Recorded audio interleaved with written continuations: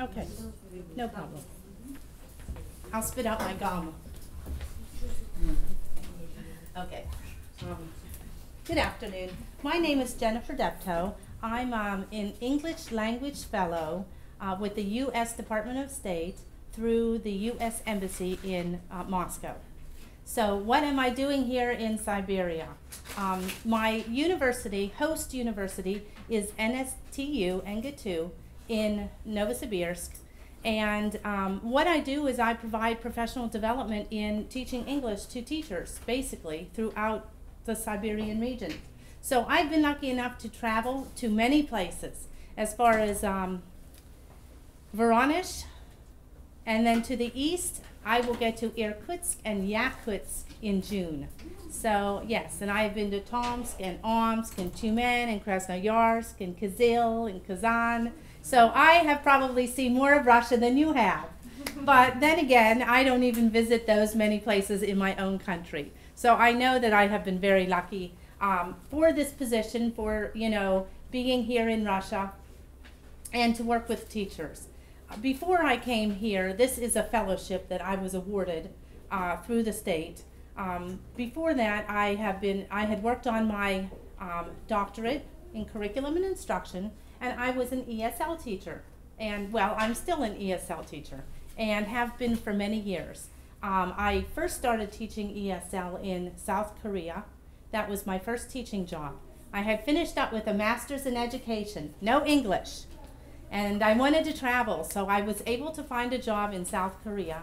And I was lucky enough, you know, for them to pay my airfare to send me to South Korea. And I had no idea how to teach English because I had a master's in education. But luckily, my mother was an English teacher. So because she corrected my grammar all my life, that helped a little bit. But it was through teaching English that I learned a lot about my own language. And that's really how I started teaching English. It was only years later that I was certified as an English teacher with Pennsylvania, which is the state where I'm from. So that's a little bit about me and what I do. In addition, I do other things, provide cultural presentations for the general public. So today we're going to take a look at two, I guess we could say presentations. The first one is more of a teaching English, and the topic that was chosen was inductive grammar meets task-based learning. So have any of you, were any of you lucky enough to get to the winter methodology at Novosibirsk State Technical University in January? No? Okay, well, one of the presenters did something similar to this. So if you missed that, that's wonderful. Then you will get that today. And it's really, you know, what is inductive grammar versus deductive grammar? And how can you infuse it into your teaching of English? And the second we'll look at is just a cultural presentation on architecture in America. Okay, so I'm going to save that for last because that will be, I think, a little more relaxing. And you will probably be very taxed by that time, okay? Because I'll work you very hard. So anyway, it's nice to meet you. So I guess, should get started then. I can't seem to get this to work, so I'll just have to lean over. So some of the vocabulary, though, if you're not familiar with, inductive, deductive, task-based learning, input-based feedback, as opposed to output-based feedback. Are these familiar? Authentic text, recast, and clarification. So that's the only new vocabulary for today. So you have it easy. Okay, so this is just a little cartoon where poor grammar will get you. So why won't she marry him? She says no. I could never marry someone who dangles his modifiers as recklessly as you do. So obviously this is something related to grammar, right? And so she says, you'll have to learn your grammar. Okay, so the idea by the end of this workshop, identify differences between inductive and deductive. So how many of you are familiar with those terms? inductive and deductive. Which is which? It took me a long time to figure that out. Define characteristics of effective task-based learning. Generate new ways to incorporate feedback in grammar instruction. And think of a TBL activity that uses an inductive approach to grammar. Well, we're going to do an activity. You won't necessarily have to create one. I'll take it easy on you. Okay, so I guess questions to consider. If you think about it, if I am going to talk about inductive and deductive grammar, then the question is, should we teach grammar? So there are some camps that say, we don't need to teach grammar, and other camps say that we do need to teach grammar. How do you feel? Is an inductive approach more effective than a deductive approach to teaching grammar? What ways can we integrate grammar into communicative activities? And how can we provide feedback that will help learning, help students? Any questions?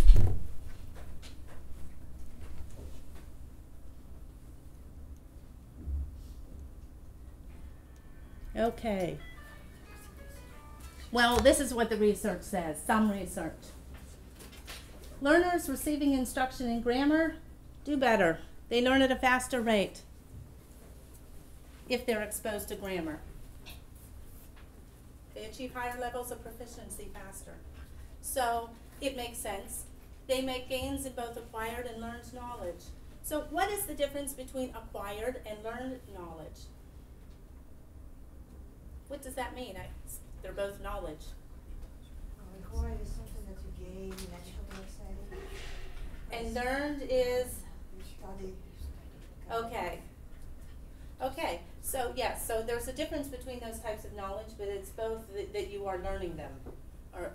Okay, but there's a caveat here, that however, learners must be able to connect the grammatical forms to the meanings they realize in communication. So if they are not able to put those grammar forms to use in some type of everyday task that's meaningful or relevant, that they would need to use in a real world, so an activity that might mimic a real world experience, then it's not going to be helpful. So that's the key. So if they can study as much grammar as they want to, but if they're not able to use that in a meaningful way or find that connection, it won't help them. Have you ever been stuck for words? You want to say something and the grammar's stuck in your head and you don't know how to get it out or form it? Well, so you're halfway there if you're at that point. Okay, so just as students are just as likely to learn a language if they're studying grammar as they are if they are working on a problem or doing some activity in class. They're more likely to anyway. So because of this, how does this change how we think about teaching grammar?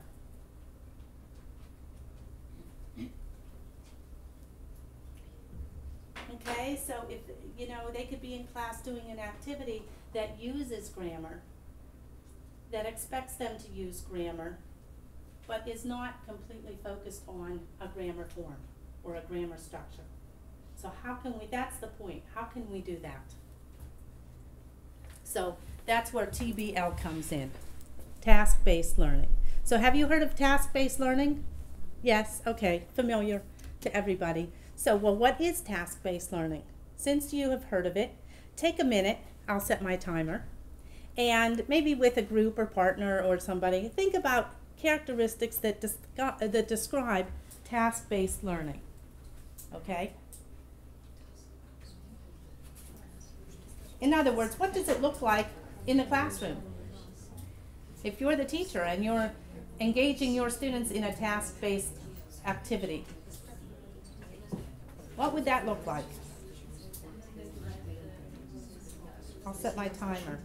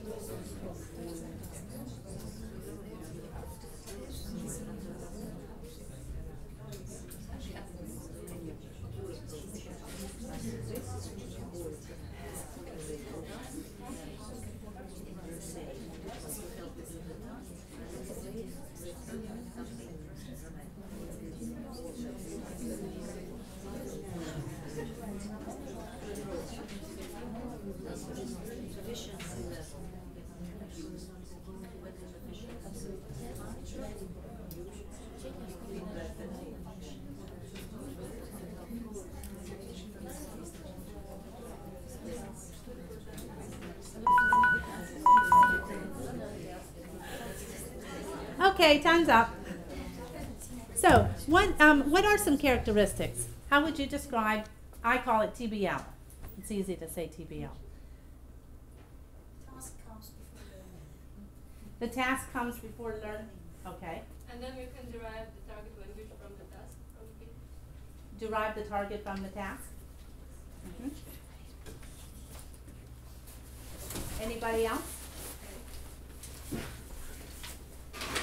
Good so far.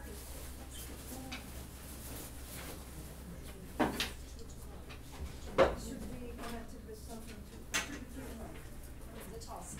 It's- Students should be realistic and true to life situation. Yeah, okay, realistic, true to life. It's very Okay. important. There must be a name to be achieved, something. Okay, a goal. There must be a goal to achieve. Okay. Anything else? Just should be specific, not a narrow one, not a broad one. Not too narrow, not too broad. Yeah, it should be specific. Okay. Task. A well-defined task. Right. Well Okay. defined and clear. Who's defining the task? The teacher. Teach, of course. Okay. Is the teacher telling the students how to complete the task? No, it's important. Okay. not to know. Okay. So the students have the, it would be important for the students to bring their own experiences to the learning situation That's right. so that they can decide how they're going to complete that task. Okay, solve a problem, say. Okay. Anything else before I move on? Those are good. Feedback is given after. Okay, feedback is given after. What is there a specific? Can you describe the feedback, or how you would how would you go about determining what would be effective feedback for a task-based activity? What the goal is achieved or not. Yeah, first was the goal Okay. Okay. has been achieved. Okay. And then some lexical and grammatical points if they were meaningful. Okay. So that would be secondary. Yeah. But if they're meaningful. Okay, and so it's also going to depend on different groups of students because there are different learning levels and learning styles. Okay, thank you. So we are also going to take a look at feedback too.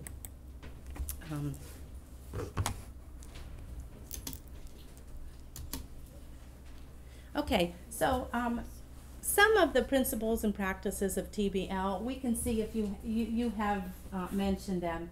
Provides for authentic text interactions, okay, real life situations, as you said, or we say near authentic text. Because if we can create activities that are near authentic or close to real life, still that's helpful, but it also has to be meaningful for them too. So if they have no interest in that topic, that makes it challenging, right? So especially with a large group of students. But usually when you're doing activities, you can get buy-in from students if you have most of the students in the class that find that motivating or interesting. And then as a teacher, don't we often try to mix it up so the students who say they weren't so interested in that activity, the next activity we'll try to design something that's a little more meaningful and relevant for their world too. That's a challenge that we face every day because our students are all different. They come from different experiences. Learning becomes more meaningful and relevant as students link the language learned in class with language used outside the classroom. Definitely. Okay. And there you said the main focus is on solving a problem or completing the task. So, did you study this before you came in here? Okay, so the key to effective TBL is that language is meaningful and relevant, as I said. So, we're going to, now we're going to take a little break. So we've just kind of reviewed what TBL is, just to get a sense that we all have an understanding of task-based learning. And now we're going to go into inductive and deductive grammar. And from that, then we're going to move into a task-based learning activity using inductive and deductive grammar. Well, using inductive grammar. But really, which is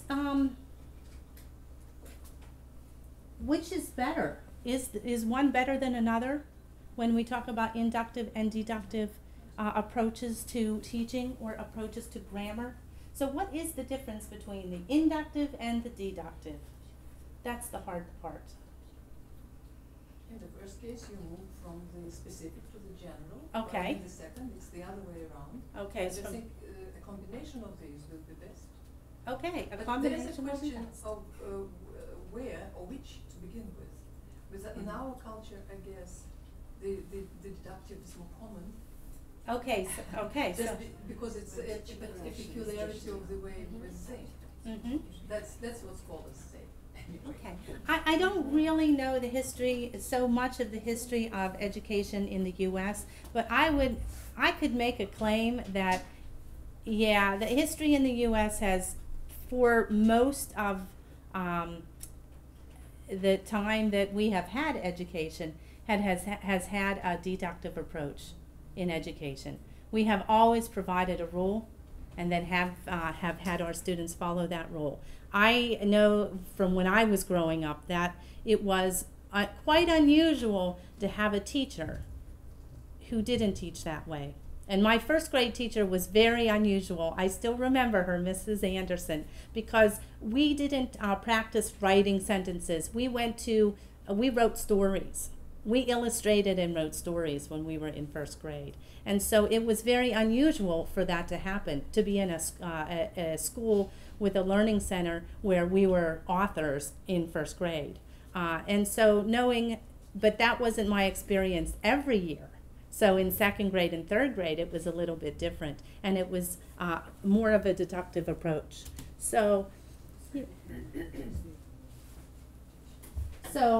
Okay, so we can say that deductive is more rule-driven, where we give a rule and we ask you to apply that rule in some way.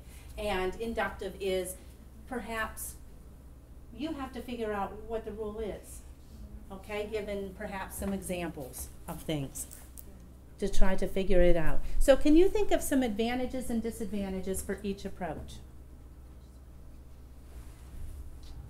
Depends on age. Okay.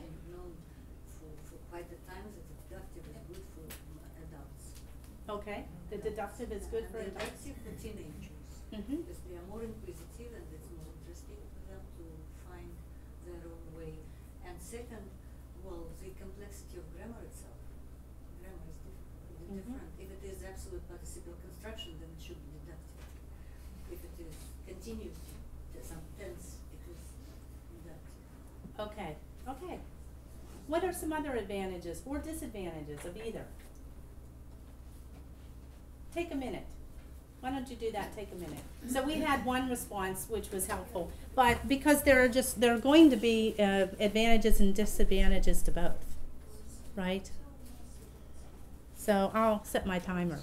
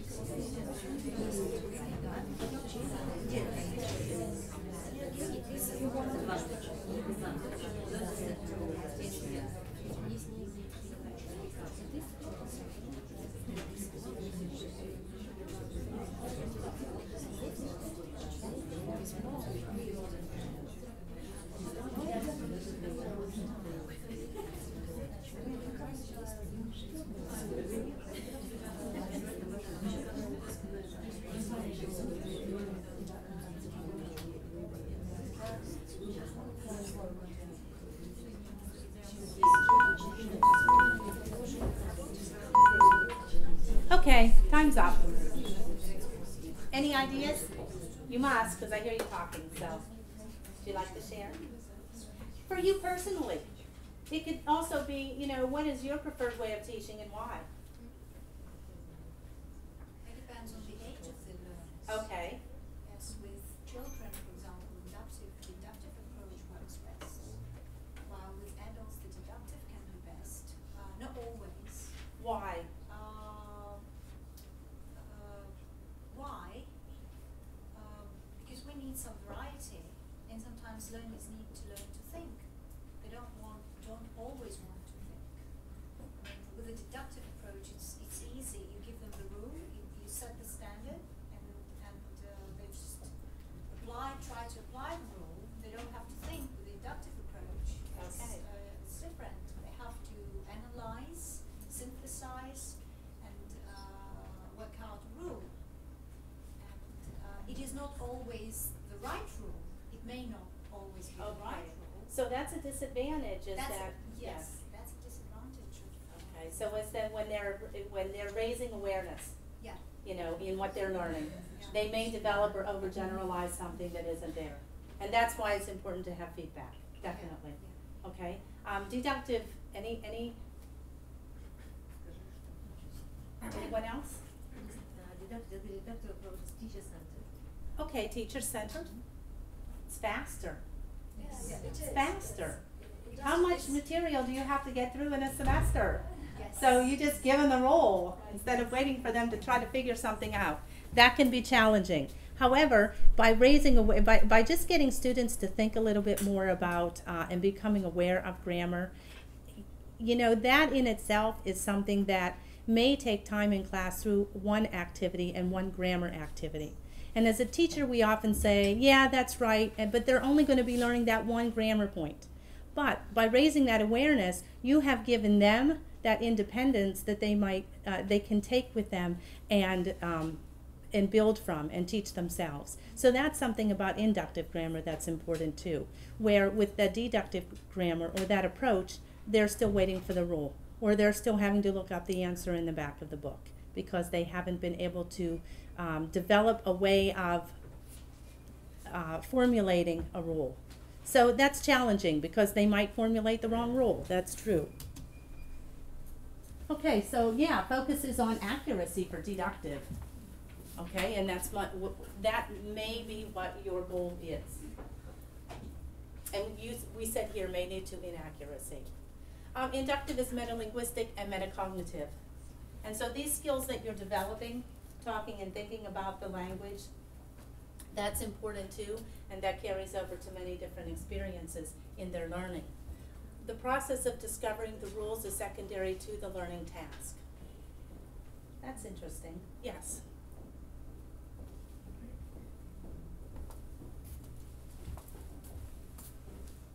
So we can't really say that one is better than another